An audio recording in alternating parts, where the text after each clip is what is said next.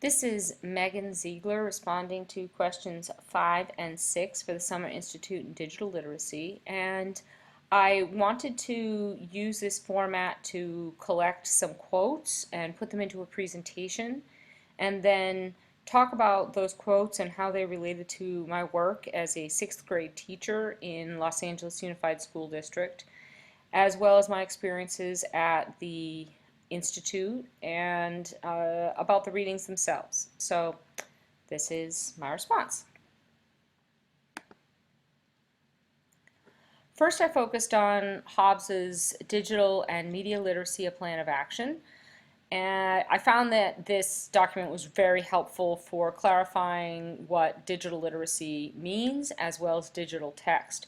When I first came to the Institute, I had an understanding of digital text as something, well, as text that would go beyond just the alphanumeric type of text, that it could be something that is images that are images, or that have sound, auditory.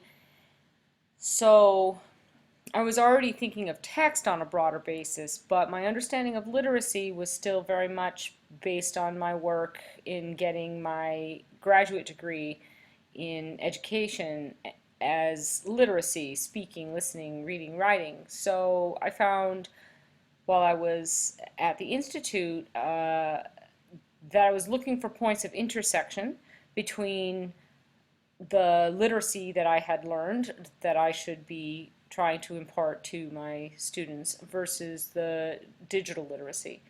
This article is very helpful about that. I really thought the second quote was great for the idea of what is text. It's something fixed and tangible, and it can use different symbol systems, which might be alphanumeric and they not. But the idea of literacy and returning to that with, I found that there were points of intersection with a traditional sense of literacy in the idea of critical thinking and analysis, and the engaging in reflection, the creativity, message composition. But I was excited to begin learning about digital literacy's other components that really should be part of all literacies, but often are not. They aren't taught that way. And that would be the idea of ethics and collaboration. As a teacher, we try to bring collaboration into the classroom. It's a pedagogical approach, but I think that digital literacy requires collaboration. It's not something you add on, it's something necessary to the completion of, or even the production, not just completion, of a piece of digital text.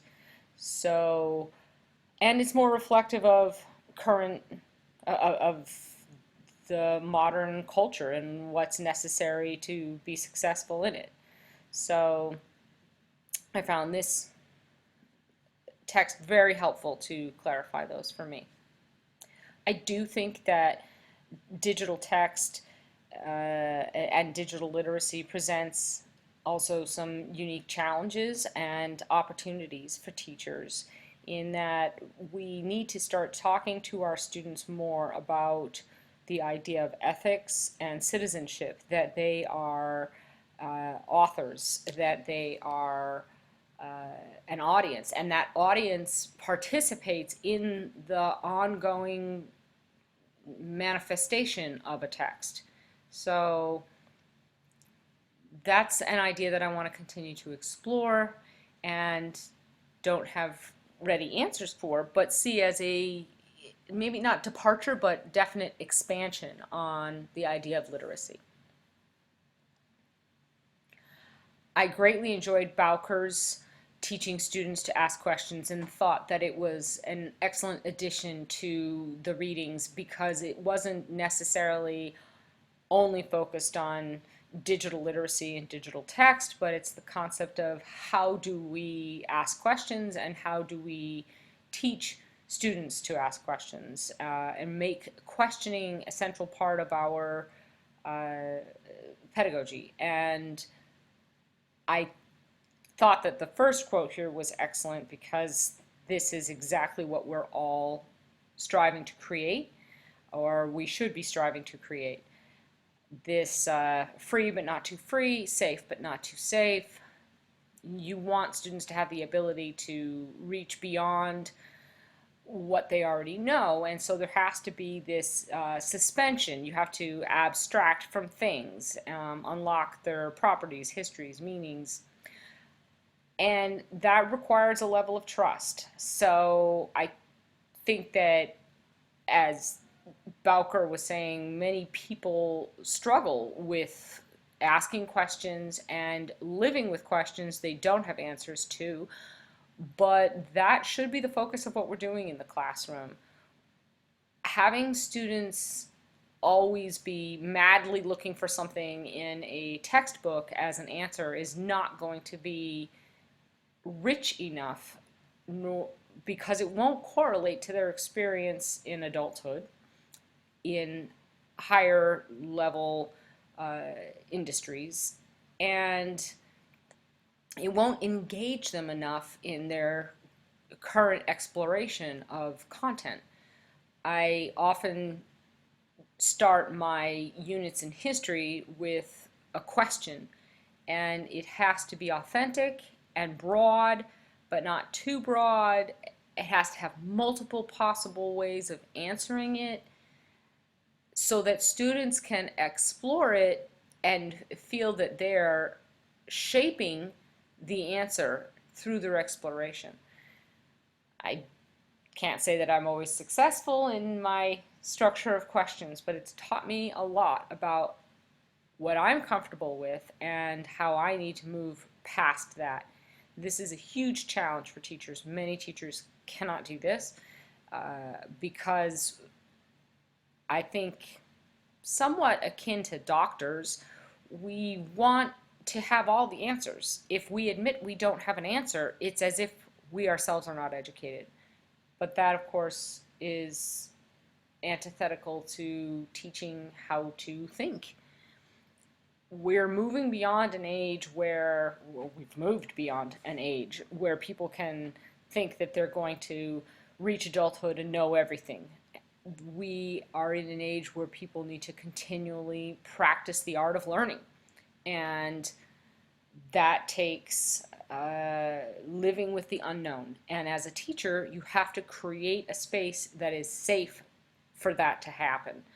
After this class, I actually, at the institute, after the institute, I went and did took a kayaking lesson and adventure for the first time in my life, and I was very, very frustrated. And just as I had been frustrated at the institute, in the kayak, I felt like I could swim faster than I could kayak. But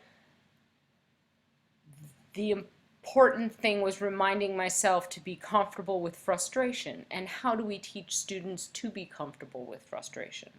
I had to become comfortable with frustration at the institute.